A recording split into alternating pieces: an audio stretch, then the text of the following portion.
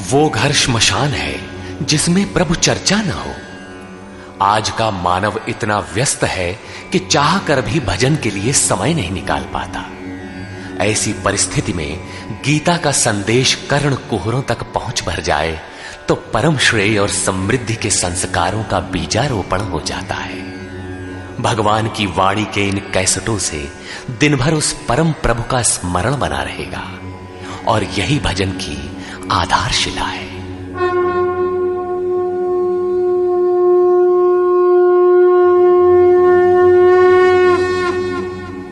ओम श्री परमात्मने नमः। यथार्थ गीता श्रीमद् भगवद गीता अथ नवमोऽध्याय। प्रस्तुत अध्याय में योगेश्वर श्री कृष्ण ने स्वयं चर्चा की कि योग युक्त पुरुष का ऐश्वर्य कैसा है, सब में व्याप्त रहने पर भी वो कैसे निर्लेप है, करते हुए भी वो कैसे अकर्ता है।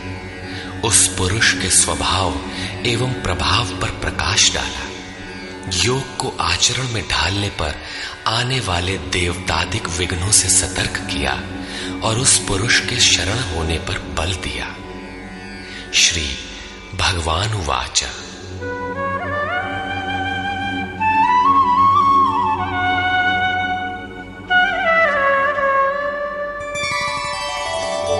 इदन्तु ते गुह्यतमम् प्रवक्ष्याम्यनसूयवे ज्ञानं विज्ञानसहितं यज्ञात्वा मोक्ष्यसे शुभात्।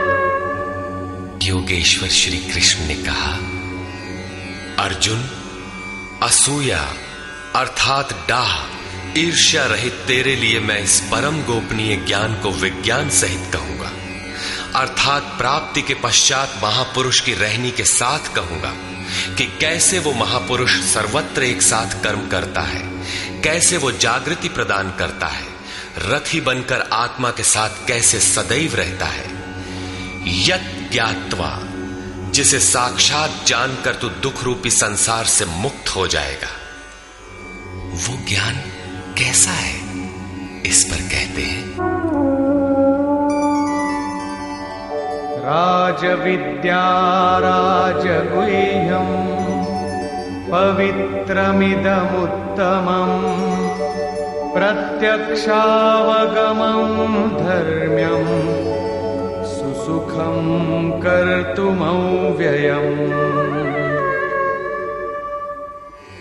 विज्ञान से संयुक्त ये ज्ञान सभी विद्याओं का राजा है। विद्या का अर्थ भाषा ज्ञान अथवा शिक्षा नहीं है। विद्या ही का ब्रह्म गति प्रदाया सा विद्या या विमुक्तये। विद्या उसे कहते हैं कि जिसके पास आए उसे उठाकर ब्रह्म पथ पर चलाते हुए मोक्ष प्रदान कर दे। यदि रास्ते में रिद्धियों सिद्धियों अथवा प्रकृति में कहीं उलझ गया तो सिद्ध है कि अविद्या सफल हो गई। वो विद्या नहीं है। ये राजविद्या ऐसी है जो निश्चित कल्याण करने वाली है। ये सभी गोपनीयों का राजा है।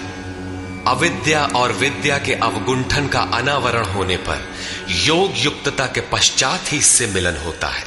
ये अति पवित्र, उत्तम और प्रत्यक्ष फल वाला है। इधर करो उधर लो, ऐसा प्रत्यक्ष फल वाला है। ये अंधविश्वास नहीं है कि इस जन्म में साधन करो, फल कभी दूसरे जन्मों में मिलेगा। ये परम धर्म परमात्मा से संयुक्त है। विज्ञान सहित ये ज्ञान करने में सरल और अविनाशी है। अश्रद्धाना पुरुषा धर्मस्यास्य परन्तप अप्राप्य मां निवर्तन्ते मृत्यु संसार वर्त्मनि। परंतप अर्जुन, इस धर्म में अर्थात जिसका थोड़ा भी साधन करने पर विनाश नहीं होता, श्रद्धा रहित पुरुष मुझे प्राप्त न होकर संसार क्षेत्र में भ्रमण करता ही रहता है। अतः श्रद्धा अनिवार्य है। क्या आप संसार से परे हैं? इस पर कहते हैं, मया ततमिदं सर्वं जगदव्यक्तमूर्तिना मत्स्थानि सर्वभूतानि न चाहं तेष्वस्थितः। मुझ अव्यक्त स्वरूप से ये सब जगत व्याप्त है, अर्थात मैं जिस स्वरूप में स्थित हूं वो सर्वत्र व्याप्त है। सभी प्राणी मुझ में स्थान पाए हैं, किंतु मैं उनमें स्थित नहीं हूं, क्योंकि मैं अव्यक्त स्वरूप में स्थित हूं। महापुरुष जिस अव्यक्त स्वरूप में स्थित हैं, वहीं से अर्थात शरीर छोड़कर उसी अव्यक्त स्तर से ही बात करते हैं। इसी क्रम में आगे कहते हैं, न च मत्स्थानि भूतानि पश्य मे योगमैश्वरम् भूतभृन्न च भूतस्थो ममात्मा भूतभावनः। वस्तुतः सब भूत भी मुझ में स्थित नहीं है, क्योंकि वे मरण धर्मा है, प्रकृति के आश्रित हैं। किंतु मेरे योग माया के ऐश्वर्य को देख कि जीवधारियों को उत्पन्न और पोषण करने वाला मेरा आत्मा भूतों में स्थित नहीं है। मैं आत्म स्वरूप हूं, इसलिए मैं उन भूतों में स्थित नहीं हूं। यही योग का प्रभाव है। इसको स्पष्ट करने के लिए योगेश्वर श्री कृष्ण दृष्टांत देते हैं। यथाकाशस्थितो नित्यं वायुः सर्वत्र गो महान् तथा सर्वाणि भूतानि मत्स्थानीत्युपधारय। जैसे आकाश में ही उत्पन्न होने वाला महान वायु आकाश में सदैव स्थित है, किंतु उसे मलिन नहीं कर पाता, ठीक वैसे ही संपूर्ण भूत मुझ में स्थित है, ऐसा जान। ठीक इसी प्रकार मैं आकाशवत निर्लेप हूं, वे मुझे मलिन नहीं कर पाते। प्रश्न पूरा हुआ। यही योग का प्रभाव है। अब योगी करता क्या है, इस पर कहते हैं,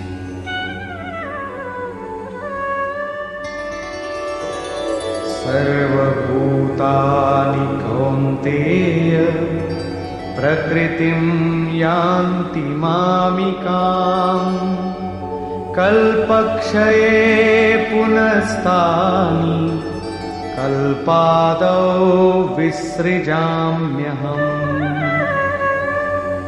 अर्जुन, कल्प के विलय काल में सब भूत मेरी प्रकृति अर्थात मेरे स्वभाव को प्राप्त होते हैं, और कल्प के आदि में मैं उनको बार बार विसृजामि विशेष रूप से सृजन करता हूं। थे तो वे पहले से, किंतु विकृत थे, उन्हीं को रचता हूं, सजाता हूं। जो अचेत हैं उन्हें जागृत करता हूं, कल्प के लिए प्रेरित करता हूं। कल्प का तात्पर्य है उत्थानोन्मुख परिवर्तन। आसुरी संपद से निकलकर जैसे जैसे पुरुष दैवी संपद में प्रवेश पाता है, यहीं से कल्प का आरंभ है, और जब ईश्वर भाव को प्राप्त हो जाता है, वही कल्प का क्षय है। अपना कर्म पूरा करके कल्प भी विलय हो जाता है। भजन का आरंभ कल्प का आदि है, और भजन की पराकाष्ठा जहां लक्ष्य विदित होता है, कल्प का अंत है। जब ये प्रत्यगात्मा योनियों के कारणभूत राग द्वेषादि से मुक्ति पाकर अपने शाश्वत स्वरूप में स्थिर हो जाए, इसी को श्री कृष्ण कहते हैं कि वो मेरी प्रकृति को प्राप्त होता है। जो महापुरुष प्रकृति का विलय करके स्वरूप में प्रवेश पा गया, उसकी प्रकृति कैसी? क्या उसमें प्रकृति शेष ही है? नहीं। अध्याय 3 के 33वें श्लोक में योगेश्वर श्री कृष्ण कह चुके हैं कि सभी प्राणी अपनी प्रकृति को प्राप्त होते हैं। जैसा उनके ऊपर प्रकृति के गुणों का दबाव है, वैसा करते हैं। और ज्ञानवानपि, प्रत्यक्ष दर्शन के साथ जानकारी वाला ज्ञानी भी अपनी प्रकृति के सदृश चेष्टा करता है। ये पीछे वालों के कल्याण के लिए करता है। पूर्ण ज्ञानी तत्व स्थित महापुरुष की रहनी ही उसकी प्रकृति है। वो अपने इसी स्वभाव में बरतता है। कल्प के क्षय में लोग महापुरुष की इसी रहनी को प्राप्त होते हैं। महापुरुष के इसी कृतित्व पर पुनः प्रकाश डालते हैं।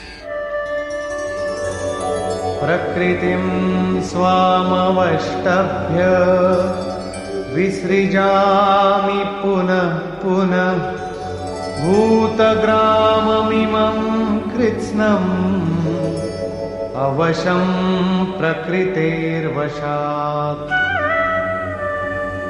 अपनी प्रकृति अर्थात महापुरुष की रहनी स्वीकार करके प्रकृतेर्वशांत, अपने अपने स्वभाव में स्थित प्रकृति के गुणों से परवश हुए इन संपूर्ण भूत समुदाय को मैं बारंबार विसृजाम, विशेष सृजन, विशेष रूप से सजाता हूं। इन्हें अपने स्वरूप की ओर बढ़ने के लिए प्रेरित करता हूं। तब तो आप इस कर्म से बंधे हैं। न च मां तानि कर्माणि निबध्नन्ति धनञ्जय उदासीनवदासीनम् असक्तं तेषु कर्मसु। अध्याय 4 के 9वें श्लोक में योगेश्वर श्री कृष्ण ने कहा था कि महापुरुष की कार्य प्रणाली अलौकिक है। अध्याय 9 के 4थे श्लोक में बताया, मैं अव्यक्त रूप से करता हूं। यहां भी वही कहते हैं, धनंजय, जिन कर्मों को मैं अदृश्य रूप से करता हूं उसमें मेरी आसक्ति नहीं है। उदासीन के सदृश स्थित रहने वाले मुझ परमात्म स्वरूप को वे कर्म नहीं बांधते, क्योंकि कर्म के परिणाम में जो लक्ष्य मिलता है उसमें मैं स्थित हूं। इसलिए उन्हें करने के लिए मैं विवश नहीं हूं। ये तो स्वभाव के साथ जुड़ी प्रकृति के कार्यों का प्रश्न था। महापुरुष की रहनी थी, उनकी रचना थी। अब मेरे अध्यास से जो माया रचती है वो क्या है? वो भी एक कल्प है।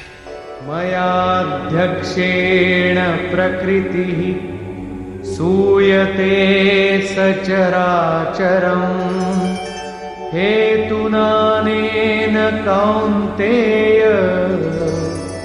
जगत् विपरिवर्तते। अर्जुन, मेरी अध्यक्षता में अर्थात मेरी उपस्थिति में सर्वत्र व्याप्त मेरे अध्यास से ये माया अर्थात त्रिगुणमयी प्रकृति, अष्टधा मूल प्रकृति और चेतन दोनों चराचर सहित जगत को रचती है, जो क्षुद्र कल्प है। और इसी कारण से यह संसार आवागमन के चक्र में घूमता रहता है।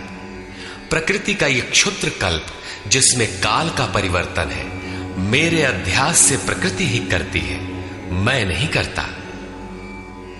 किंतु 7वें श्लोक का कल्प आराधना का संचार एवं पूर्ति पर्यंत मार्गदर्शन वाला कल्प महापुरुष स्वयं करते हैं।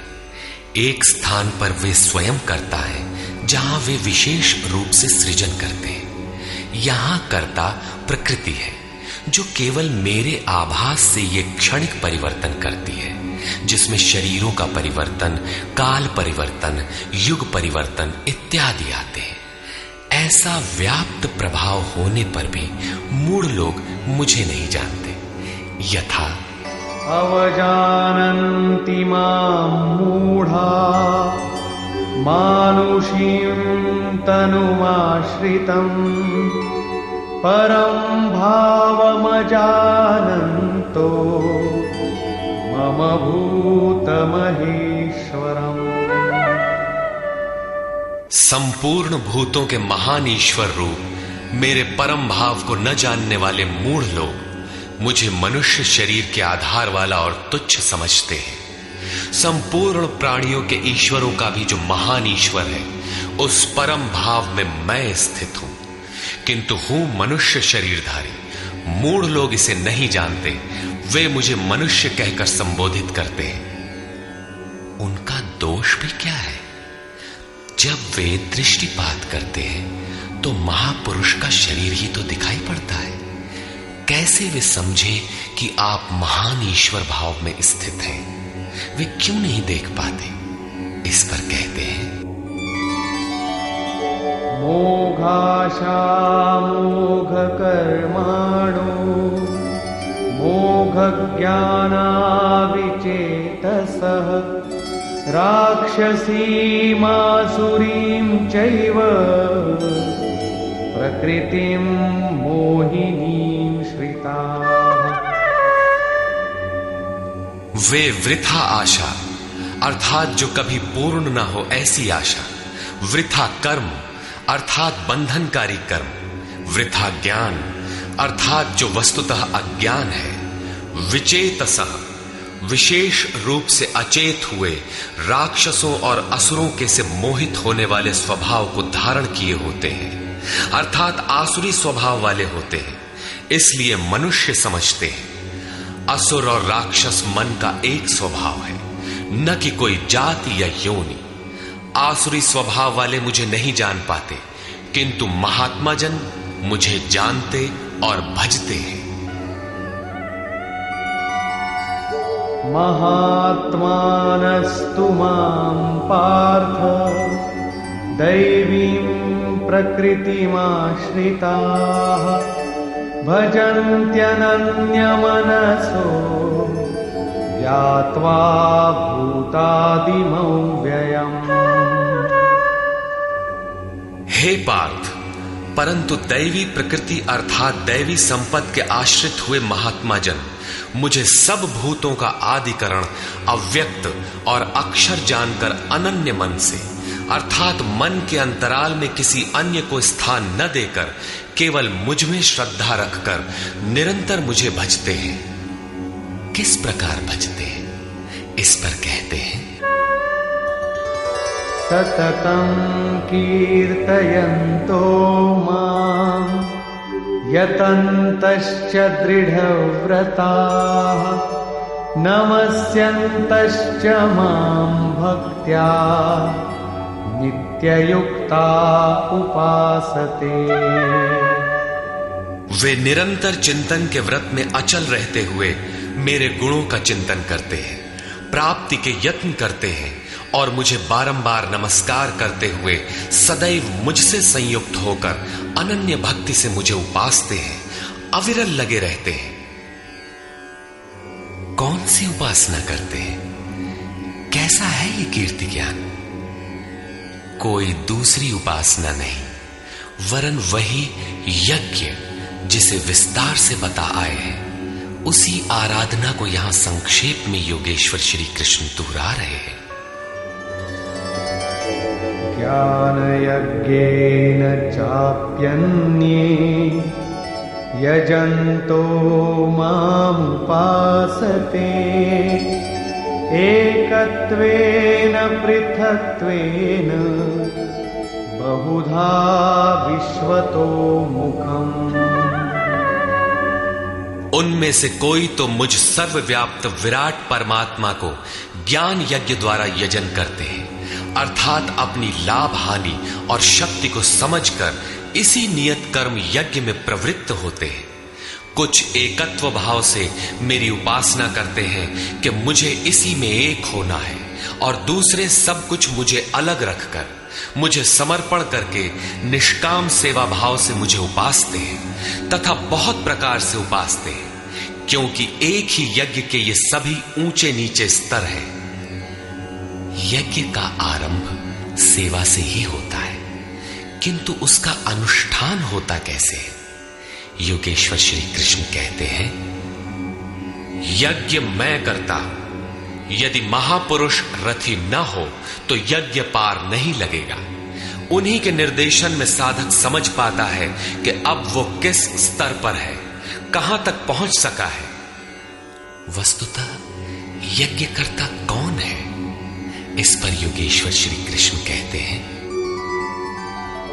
अहं क्रतुरहं यज्ञः स्वधाहमहमौषधम् मन्त्रोऽहमहमेवाज्यम् अहमग्निरहं हुतम्। कर्ता मैं हूं। वस्तुतः कर्ता के पीछे प्रेरक के रूप में सदैव संचालित करने वाला इष्ट ही है। कर्ता द्वारा जो पार लगता है मेरी देन है। यज्ञ मैं हूं। यज्ञ आराधना की विधि विशेष है।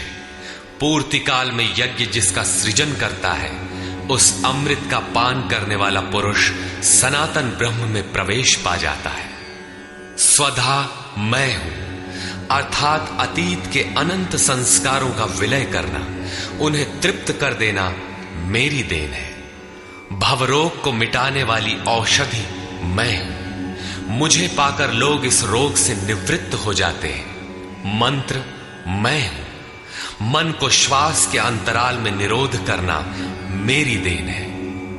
इस निरोध क्रिया में तीव्रता लाने वाली वस्तु आज्य अर्थात हवि भी मैं हूं। अग्नि मैं हूं। मेरे ही प्रकाश में मन की सभी प्रवृत्तियां विलय होती हैं तथा हवन अर्थात समर्पण भी मैं ही हूं। यहां योगेश्वर श्री कृष्ण बार बार मैं हूं कह रहे हैं। इसका आशय मात्र इतना है कि मैं ही प्रेरक के रूप में आत्मा से अभिन्न होकर खड़ा हो जाता हूं तथा निरंतर निर्णय देते हुए योग क्रिया को पूर्ण कराता हूं। इसी का नाम विज्ञान है। पूज्य महाराज जी कहा करते थे कि जब तक इष्ट देव रथी होकर श्वास प्रश्वास पर रोकथाम न करने लगे तब तक भजन आरंभ ही नहीं होता। कोई लाख आंख मूंदे भजन करे, शरीर को तपा डाले, लेकिन जब तक जिस परमात्मा की हमें चाह है वो जिस सतह पर हम खड़े हैं उस स्तर पर उतरकर आत्मा से अभिन्न होकर जागृत नहीं हो जाता तब तक सही मात्रा में भजन का स्वरूप समझ में नहीं आता। इसीलिए महाराज जी कहते थे, मेरे स्वरूप को पकड़ो मैं सब दूंगा। श्री कृष्ण कहते हैं सब मुझसे होता है। पिताहमस्य जगतो माता धाता पितामहः वेद्यं पवित्रमोंकार ऋक्सामयजुरेव च।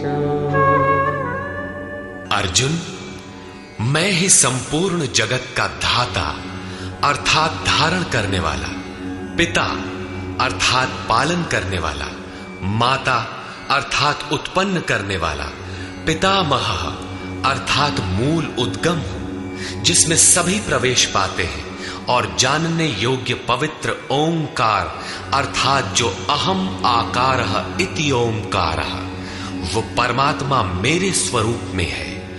सोहम, तत्वमसि इत्यादि एक दूसरे के पर्याय हैं। ऐसा जानने योग्य स्वरूप मैं ही हूं। ऋक् अर्थात संपूर्ण प्रार्थना, साम अर्थात समत्व दिलाने वाली प्रक्रिया, यजुः अर्थात यजन की विधि विशेष भी मैं ही हूं। योग अनुष्ठान के उक्त तीनों आवश्यक अंग मुझसे होते हैं। गतिर्भर्ता प्रभु साक्षी निवास शरणं सुहृत् प्रभव प्रलय स्थानं निधानं बीजमव्ययम्। हे अर्जुन, गति अर्थात प्राप्त होने योग्य परम गति, भर्ता भरण पोषण करने वाला, सबका स्वामी, साक्षी अर्थात दृष्टा रूप में स्थित सबको जानने वाला, सबका वास स्थान शरण लेने योग्य, अकारण प्रेमी मित्र, उत्पत्ति और प्रलय अर्थात शुभाशुभ संस्कारों का विलय तथा अविनाशी कारण मैं ही हूं। अर्थात अंत में जिनमें प्रवेश मिलता है वे सारी विभूतियां मैं ही हूं। तपाम्यहमहं वर्षम् निगृह्णाम्युत्सृजामि च अमृतं चैव मृत्युश्च सदसच्चाहमर्जुन। मैं सूर्य रूप से तपता हूं, वर्षा को आकर्षित करता हूं।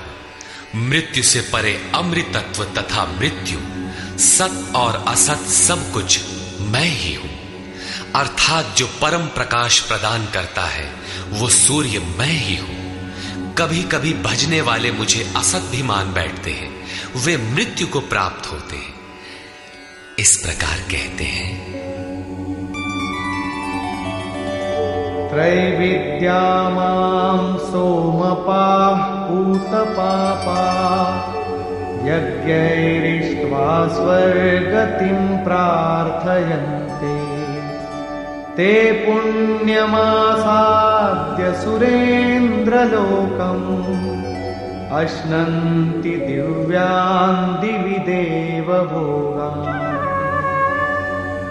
आराधना विद्या के तीनों अंग ऋक्, साम और यजु अर्थात प्रार्थना, समत्व की प्रक्रिया और यजन का आचरण करने वाले, सोम अर्थात चंद्रमा के क्षीण प्रकाश को पाने वाले, पाप से मुक्त होकर पवित्र हुए पुरुष उसी यज्ञ की निर्धारित प्रक्रिया द्वारा मुझे इष्ट रूप में पूजकर स्वर्ग के लिए प्रार्थना करते हैं।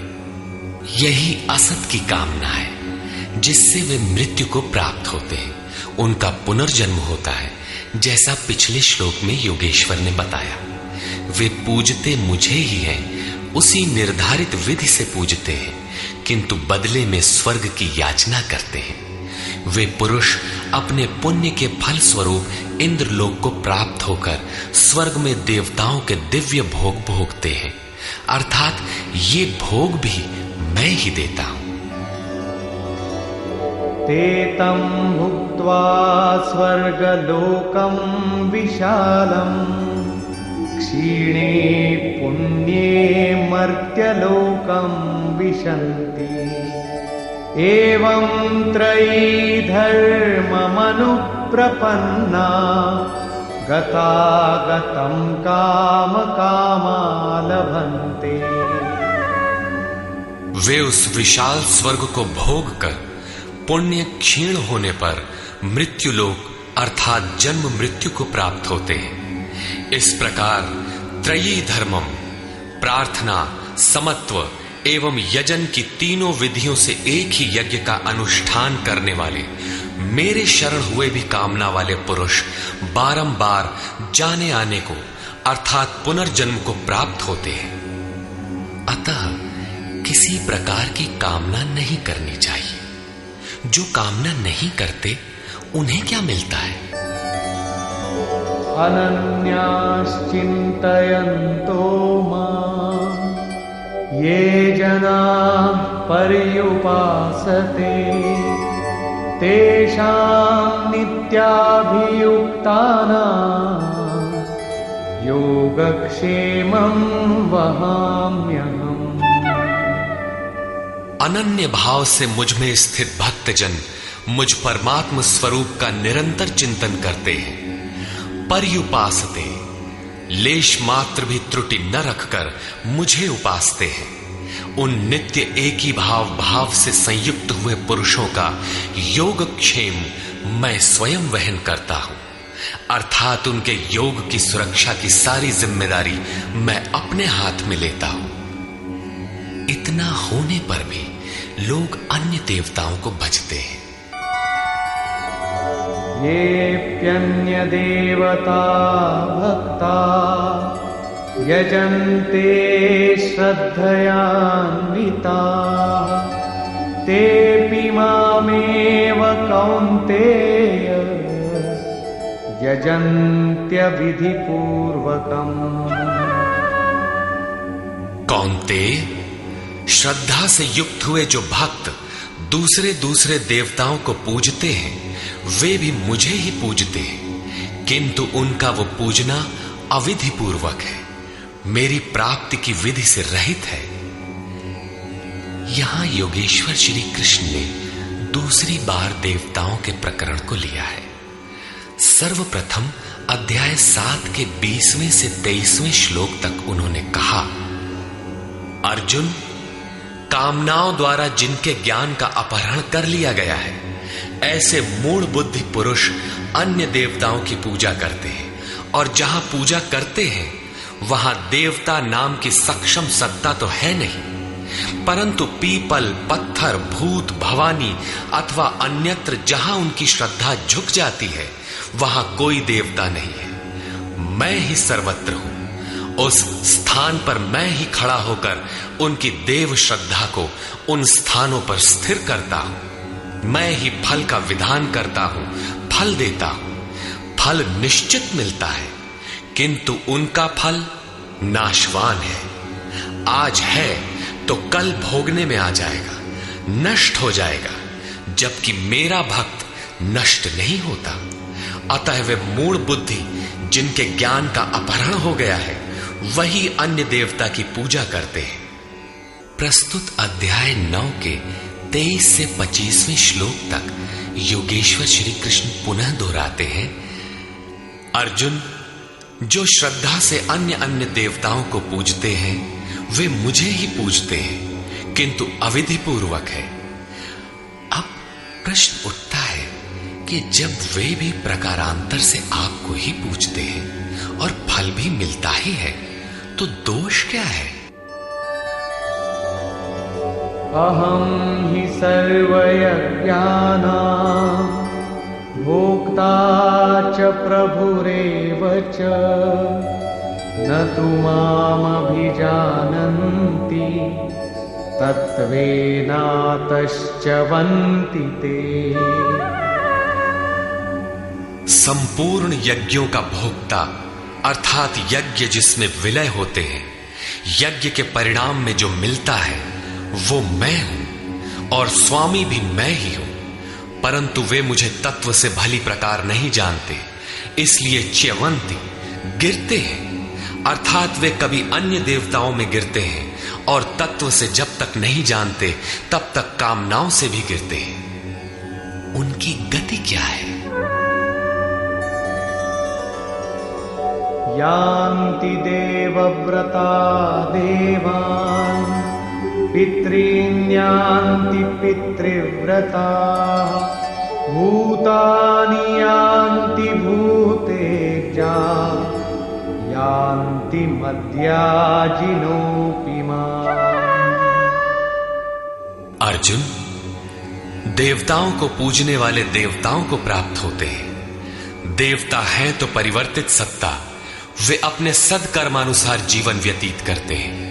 पितरों को पूजने वाले पितरों को प्राप्त होते हैं, अर्थात अतीत में उलझे रहते हैं। भूतों को पूजने वाले भूत होते हैं, शरीर धारण करते हैं, और मेरा भक्त मुझे प्राप्त होता है। वे मेरे साक्षात स्वरूप होते हैं, उनका पतन नहीं होता।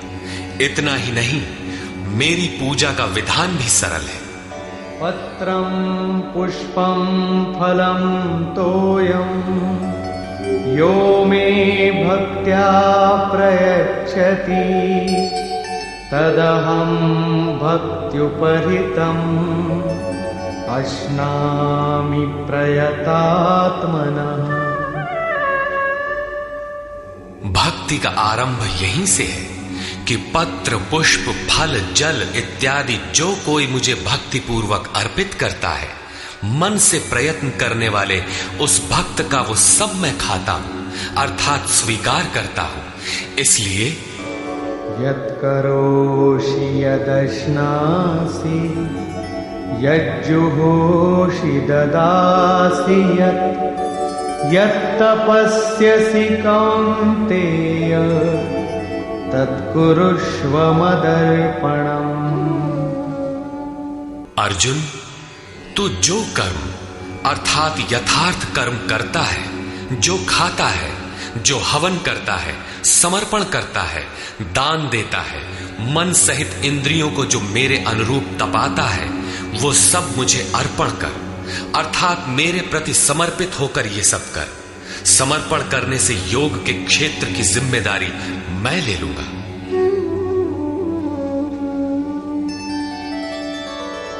शुभाशुभ फलैरेवं मोक्ष्यसे कर्म बन्धनैः संन्यासयोगयुक्तात्मा विमुक्तो मामुपैष्यसि।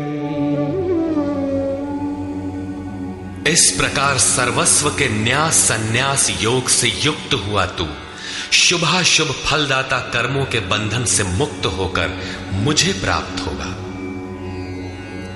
उपर्युक्त 3 श्लोकों में योगेश्वर श्री कृष्ण ने क्रमबद्ध साधन और उसके परिणाम का चित्रण किया है।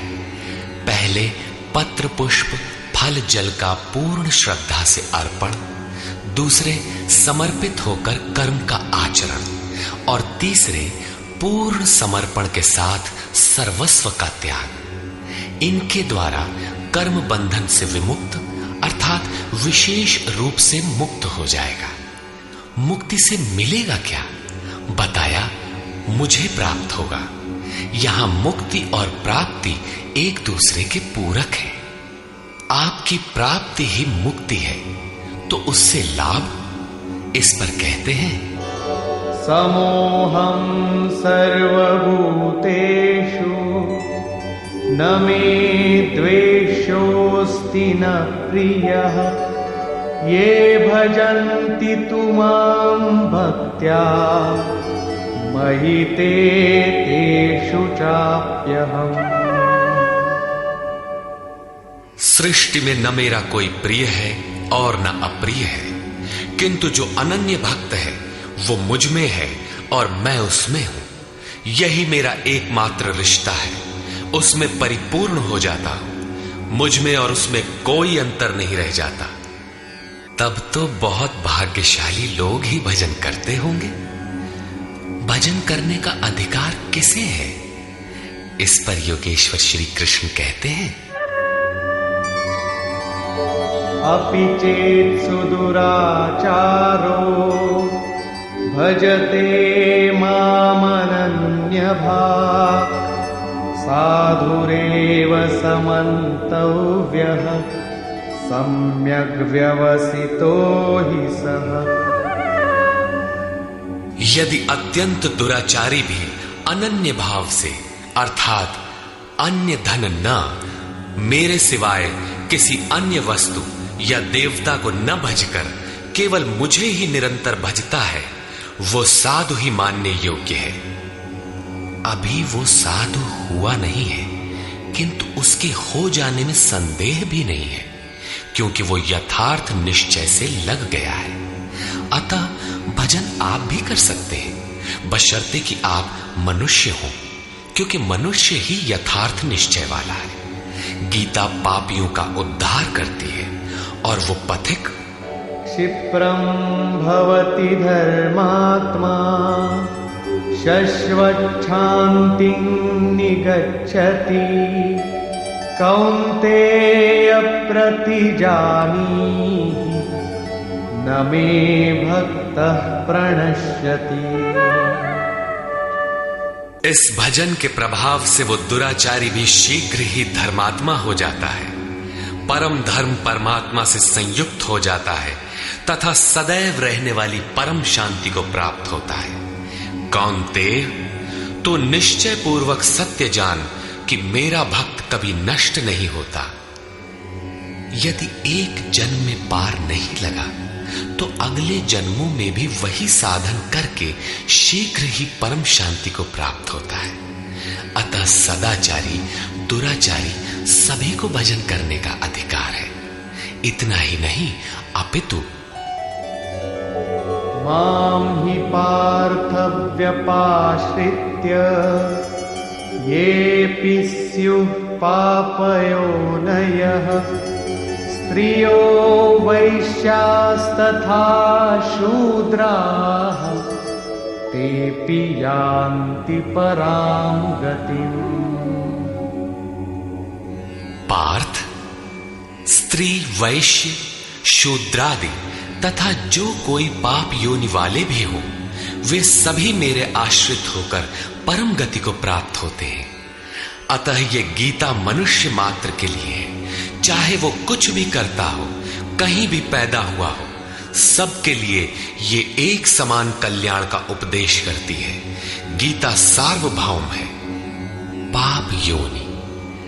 अध्याय 16 के 7वें से 21वें श्लोक तक आसुरी वृत्ति के लक्षणों के अंतर्गत भगवान ने बताया कि जो शास्त्र विधि का त्याग कर नाम मात्र के यज्ञों द्वारा दंभ से यजन करते हैं, वे नरों में अधम है। यज्ञ है नहीं किंतु नाम दे रखा है और दंभ से यजन करता है, वो क्रूर कर्मी और पापाचारी अर्थात पाप योनि है। वैश्य शूद्र भगवत पथ की सीढ़ियां हैं। स्त्रियों के प्रति कभी सम्मान कभी हीनता की भावना रही है, किंतु योग प्रक्रिया में स्त्री और पुरुष दोनों का समान ही प्रवेश है। किम पुनर्ब्राह्मणा पुण्या भक्ता राजर्षयस्तथा अनित्यमसुखं लोकम् इमं प्राप्य भजस्व माम्। फिर तो ब्राह्मण तथा राजर्षि क्षत्रिय श्रेणी के भक्तों के लिए कहना ही क्या है। ब्राह्मण एक अवस्था विशेष है जिसमें ब्रह्म में प्रवेश दिला देने वाली सारी योग्यताएं विद्यमान है। शांति, आर्जव, अनुभवी, उपलब्धि, ध्यान और इष्ट के निर्देशन पर जिसमें चलने की क्षमता है, यही ब्राह्मण की अवस्था है। राजर्षि क्षत्रिय में रिद्धियों सिद्धियों का संचार, शौर्य, स्वामी भाव, पीछे न हटने का स्वभाव रहता है। इस योग स्तर पर पहुंचे हुए योगी तो पार होते ही हैं, उनके लिए क्या कहना है। अतः अर्जुन, तो सुख रहित क्षण भंगुर इस मनुष्य शरीर को प्राप्त होकर मेरा ही भजन कर। इस नश्वर शरीर के ममत्व पोषण में समय नष्ट न कर। अतः वे भजन की धारणा पर प्रोत्साहन देते हैं। मन्मना भव मद्भक्तो मद्याजी मां नमस्कुरु मामे वैश्यसि युक्त्वैवम् आत्मानं मत्परायणः। अर्जुन, मेरे में ही मन वाला हो, सिवाय मेरे दूसरे भाव मन में ना आने पाए। मेरा अनन्य भक्त हो, अनवरत चिंतन में लग, श्रद्धा सहित मेरा ही निरंतर पूजन कर और मेरे को ही नमस्कार कर। इस प्रकार मेरे शरण हुआ, आत्मा को मुझ में एक ही भाव से स्थित कर, तो मुझे ही प्राप्त होगा, अर्थात मेरे साथ एकता प्राप्त करेगा। निष्कर्ष। इस अध्याय के आरंभ में श्री कृष्ण ने कहा, अर्जुन, तुझ दोष रहित भक्त के लिए मैं इस ज्ञान को विज्ञान सहित कहूंगा, जिसे जानकर कुछ भी जानना शेष नहीं रहेगा। इसे जानकर तू संसार बंधन से छूट जाएगा। यह ज्ञान संपूर्ण विद्याओं का राजा है। विद्या वह है जो परब्रह्म में प्रवेश दिलाए। यह ज्ञान उसका भी राजा है, अर्थात निश्चित कल्याण करने वाला है। यह संपूर्ण गोपनीयों का भी राजा है। गोपनीय वस्तु को भी प्रत्यक्ष कराने वाला है। यह प्रत्यक्ष फल वाला, साधन करने में सुगम और अविनाशी है। इसका थोड़ा भी साधन आपसे पार लग जाए तो इसका कभी नाश नहीं होता, वरन इसके प्रभाव से वह परम श्रेय तक पहुंच जाता है। किंतु इसमें एक शर्त है। श्रद्धा विहीन पुरुष परम गति को प्राप्त न होकर संसार चक्र में भटकता है। योगेश्वर श्री कृष्ण ने योग के ऐश्वर्य पर भी प्रकाश डाला। दुख के संयोग का वियोग ही योग है, अर्थात जो संसार के संयोग वियोग से सर्वथा रहित है, उसका नाम योग है। परम तत्व परमात्मा के मिलन का नाम योग है। परमात्मा की प्राप्ति ही योग की पराकाष्ठा है। जो इसमें प्रवेश पा गया, उस योगी के प्रभाव को देख कि संपूर्ण भूतों का स्वामी और जीवधारियों का पोषण करने वाला होने पर भी मेरा आत्मा उन भूतों में स्थित नहीं है। मैं आत्म स्वरूप में स्थित हूं, वही हूं जैसे आकाश से उत्पन्न सर्वत्र विचरने वाला वायु आकाश में ही स्थित है, किंतु उसे मलिन नहीं कर पाता। उसी प्रकार संपूर्ण भूत मुझ में स्थित है, लेकिन मैं उनमें लिप्त नहीं हूं। अर्जुन, कल्प के आदि में मैं भूतों को विशेष प्रकार से रचता हूं, सजाता हूं, और कल्प के पूर्ति काल में संपूर्ण भूत मेरी प्रकृति को अर्थात योगारूढ़ महापुरुष की रहनी को, उनके अव्यक्त भाव को प्राप्त होते हैं। यद्यपि महापुरुष प्रकृति से परे है, किंतु प्राप्ति के पश्चात स्वभाव अर्थात स्वयं में स्थित रहते हुए लोक संग्रह के लिए जो कार्य करता है, वह उसकी एक रहनी है। इसी रहनी के कार्यकलाप को उस महापुरुष की प्रकृति कहकर संबोधित किया गया है। एक रचयिता तो मैं हूं जो भूतों को कल्प के लिए प्रेरित करता हूं, और दूसरी रचयिता त्रिगुणमयी प्रकृति है जो मेरे अध्यास से चराचर सहित भूतों को रचती है। यह भी एक कल्प है जिसमें शरीर परिवर्तन, स्वभाव परिवर्तन और काल परिवर्तन निहित है। इस प्रकार कल्प दो प्रकार के हैं। एक तो वस्तु का, शरीर और काल का परिवर्तन कल्प है।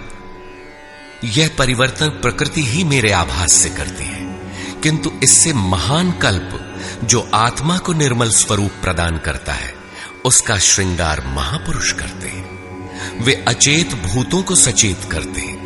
भजन का आदि ही इस कल्प का आरंभ है, और भजन की पराकाष्ठा कल्प का अंत है। जब यह कल्प भवरोग से पूर्ण निरोग बनाकर शाश्वत ब्रह्म में प्रवेश अर्थात स्थिति दिला देता है, उस प्रवेश काल में योगी मेरी रहनी और मेरे स्वरूप को प्राप्त होता है। प्राप्ति के पश्चात महापुरुष की रहनी ही उसकी प्रकृति है। योगेश्वर श्री कृष्ण कहते हैं, अर्जुन, मूढ़ लोग मुझे नहीं जानते, मुझ ईश्वरों के ईश्वर को भी तुच्छ समझते हैं, साधारण मनुष्य मानते हैं। प्रत्येक महापुरुष के साथ यह विडंबना रही है कि तत्कालीन समाज ने उनकी उपेक्षा की, उनका डटकर विरोध हुआ। श्री कृष्ण भी इसके अपवाद नहीं थे। वे कहते हैं, मैं परम भाव में स्थित हूं, किंतु शरीर मेरा भी मनुष्य का ही है। अतः मूढ़ पुरुष मुझे तुच्छ कहकर, मनुष्य कहकर संबोधित करते हैं। ऐसे लोग व्यर्थ आशा वाले, व्यर्थ कर्म वाले, व्यर्थ ज्ञान वाले हैं कि कुछ भी करें और कह दें कि हम तो कामना नहीं करते, हो गए निष्काम कर्मयोगी।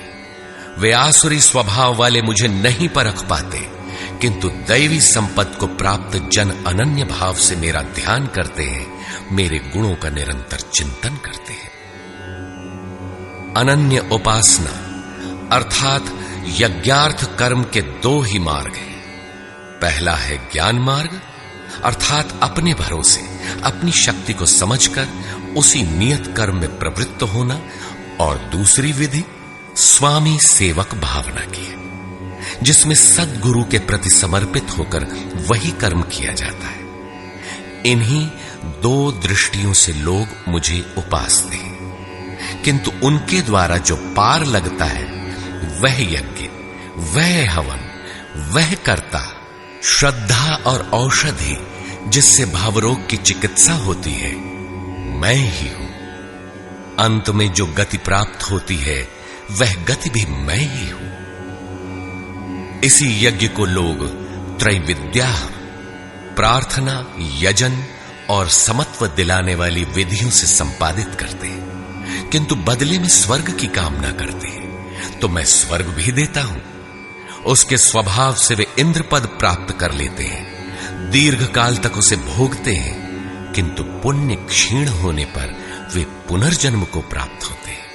उनकी क्रिया सही थी, किंतु भोगों की कामना रहने पर पुनर्जन्म पाते हैं। अतः भोगों की कामना नहीं करनी चाहिए। जो अनन्य भाव से अर्थात मेरे सिवाय दूसरा है ही नहीं, ऐसे भाव से जो निरंतर मेरा चिंतन करते हैं, लेश मात्र भी त्रुटि न रह जाए, ऐसे जो भजते हैं, उनके योग की सुरक्षा का भार मैं अपने हाथ में ले लेता हूं। इतना होने पर भी कुछ लोग अन्य देवताओं की पूजा करते हैं, वे भी मेरी ही पूजा करते हैं, किंतु वह मेरी प्राप्ति की विधि नहीं है। वे संपूर्ण यज्ञों के भोक्ता के रूप में मुझे नहीं जानते, अर्थात उनकी पूजा के परिणाम में मैं नहीं मिलता, इसीलिए उनका पतन हो जाता है।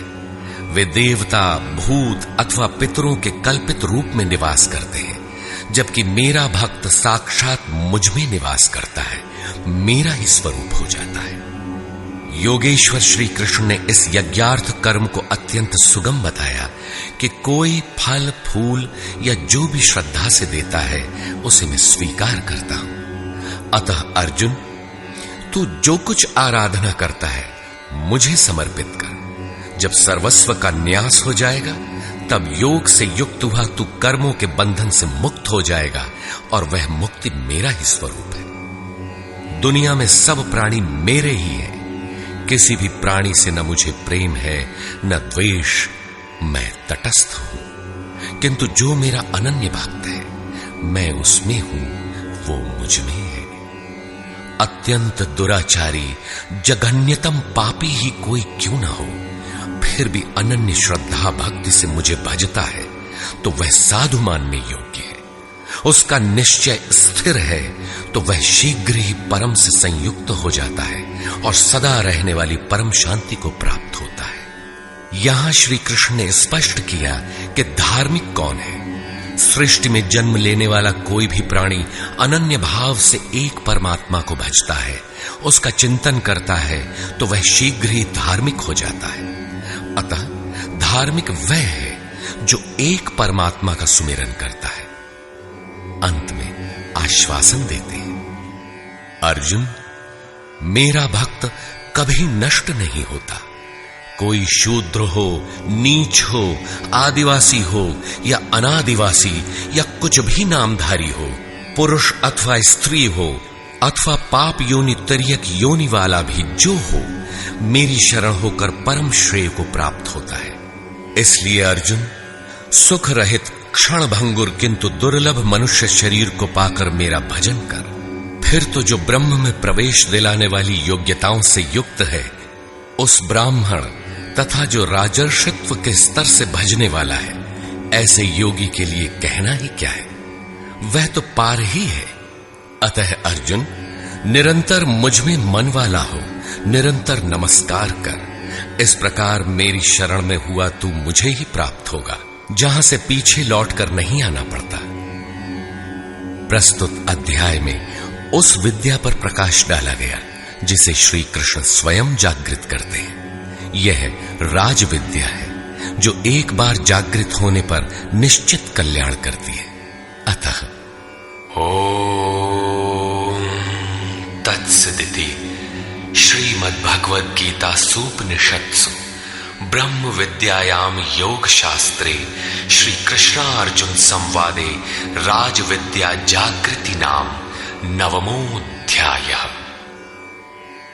इस प्रकार स्वामी अड़गड़ानंद कृत श्रीमद् भगवद गीता के भाष्य यथार्थ गीता का 9वां अध्याय पूर्ण होता है। हरि ओम तत्सत।